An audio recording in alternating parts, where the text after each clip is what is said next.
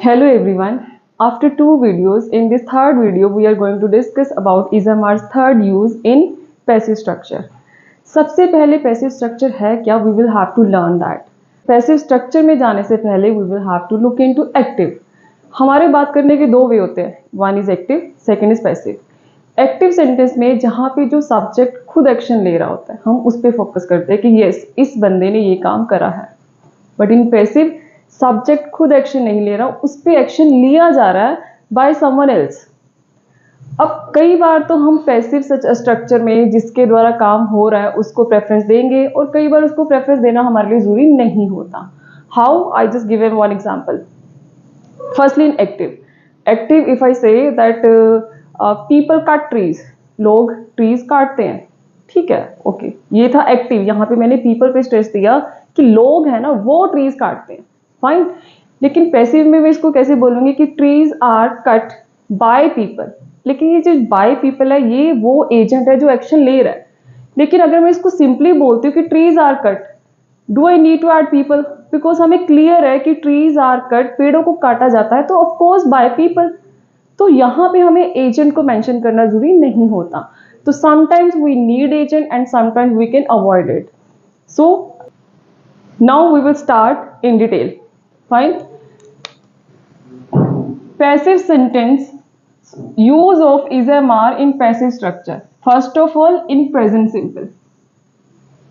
What is the rule for present simple? Subject is MR, verbs third form, and you can see I have put by agent in bracket.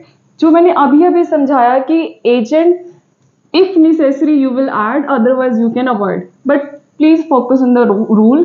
This will be the rule. Subject is MR, verbs third form. Simply. Now check the example to make it more clear. Trees are cut. सबसे पहले इतना ही focus करो आप. Trees क्या है आपका? Subject. Trees plural है so it takes R. And then verbs third form to fulfill the requirement of the rule of passive structure. Subject trees है. यहाँ पे trees खुद एक्शन नहीं ले रहा. You can check. ट्रीज खुद एक्शन नहीं ले रहा. तो ये हमारा सेंटेंस हमें क्लियर करता है कि this is passive sentence. Trees are cut to make paper, furniture and houses. This is the way you will write your passive sentence. जहां पे सब्जेक्ट खुद एक्शन नहीं ले रहा उस पर एक्शन लिया जा रहा है. एंड इस तरह के सेंटेंसेस में एक्शन किसके द्वारा लिया जा रहा है मेंशन करना जरूरी नहीं है, so we can avoid it. Then we come to the next example. New rules are imposed by the government.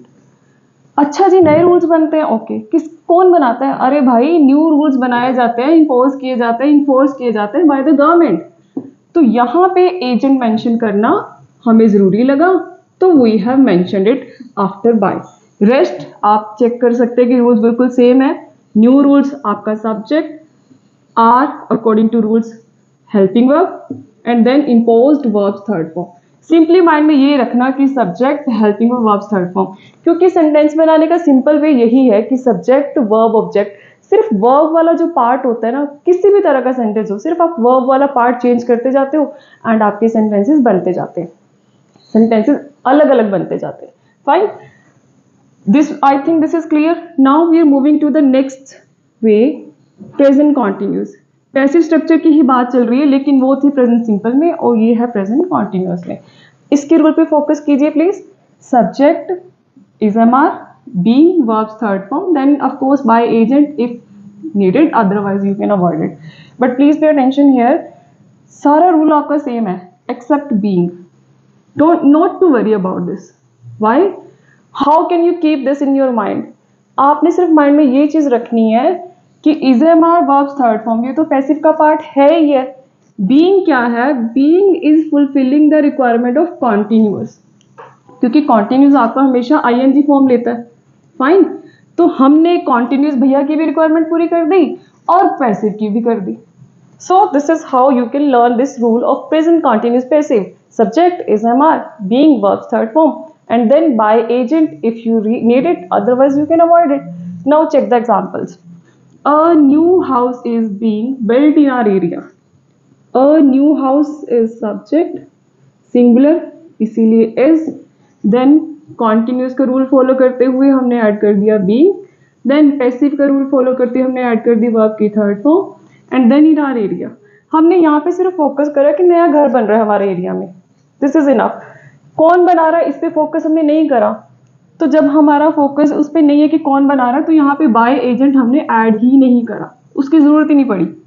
Fine, then come to the same example but in a different way. A new house is being built by mister Jain. यहाँ पे मैं agent को special mention कर रही हूँ कि नया घर मिस्टर जैन जी बना रहे हैं, ठीक है। तो इसीलिए यहाँ पे मिस्टर जैन जी जो कि एजेंट है, जो कि काम कर रहे हैं और उनके बारे में हम बता रहे हैं, इसीलिए by mister Jain. Rest you can see the same. A new house is your subject, helping verb, then being, and then verb's third form. Clear? So this is how you have learned how to use is MR to make passive sentence. Passive sentence जहाँ पे subject खुद action नहीं ले रहा, उस पे action लिया जा रहा है, लेकिन जिसके द्वारा एक्शन लिया जा रहा है it depends on you. आपको उसके बारे में बताना जरूरी है, तो आप उस एजेंट को बाय लगा के ऐड कर दीजिए। अगर आपको लगता है कि this is not required at all, you can skip it. Fine, now we are moving to the next rule.